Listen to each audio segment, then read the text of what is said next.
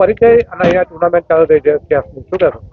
હું મહેશભાઈ રણછોડભાઈ દેસાઈ મિલ વિસ્તારમાં સુભાષનગર સોસાયટીમાં છેલ્લા 70-80 વર્ષથી રહું છું અને માજી મ્યુનિસિપલ કાઉન્સિલર તરીકે હું ફરજ બજાવી ચૂકેલો છું નડિયાદ નગરપાલિકામાં.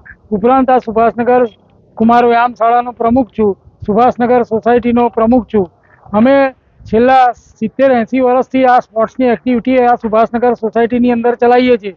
આમ બાહ્ય પ્રવૃત્તિઓ ચાલે જ છે, વોલીબોલ છે, કબડ્ડી છે, આ એથ્લેટિક છે, પણ હમણાં છેલ્લા 1-2 મહિનાથી આ ઇન્ડોર ગેમ્સ જે હોલ બનાવ્યો છે માનનીય પૂર્વ કેન્દ્રીય મંત્રી શ્રી દિનસા પટેલના સહકારથી અને ઉદ્યોગપતિ આપણે જે કે માર્ટવાળા જે કોટડિયા સાહેબ એમના સાથ સહકારથી હોલ બન્યો છે. એની અંદર આ અત્યારે આજ રોજ આ ચેસ ટુર્નામેન્ટ રહે છે. એમાં નડિયાદ શહેર તથા આજુબાજુના ગામડાઓ કુલ આખા 90થી 100 ખેલાડીઓએ આ સ્પર્ધામાં અંડર 14ના 34 છે, બીજા ઓપનના આવી રીતે સ્પર્ધામાં ભાગ લીધો છે. અને જે કંઈ એમ કે એની અંદર પરિણામ લાવશે ઓપનની અંદર અને જે અંડર 14માં એ જે કંઈ અમારા કન્વીનર જે આપણે વત્સલભાઈ છે, પછી આપણે ધવલભાઈ દરજી છે, પછી અન્ય આ વિસ્તારની અંદર જે મારા સ્પોર્ટ્સના ભાઈઓ છે, અજયભાઈ છે, નલિનભાઈ છે, એ લોકોએ બધા સાથ સહકાર આપી અને આખી આ ચેસ ટુર્નામેન્ટ એક આખી ડેવલપ કરી છે. અને આના પછી એક કેરમ ટુર્નામેન્ટ બી કરવામાં આવશે.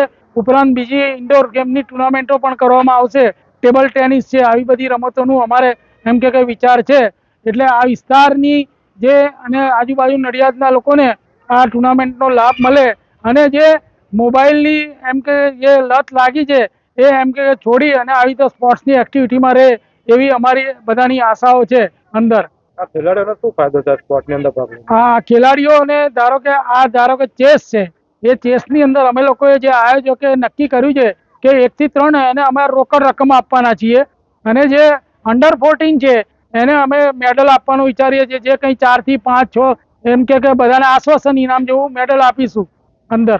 My school is one such future-ready school where I understand each and every concept taught in the class and don't rote learn, where teachers don't just use books and blackboard to teach but use new ways of teaching and learning like audiovisual learning, activity-based learning and group activities which enhances my conceptual understanding. My school also teaches coding, which is an important 21st century skill.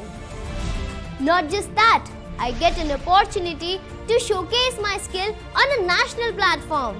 And with all this, I acquire important skills that make me future ready and confident. Would you also like to know where is my future ready school? Visit now and see for yourself.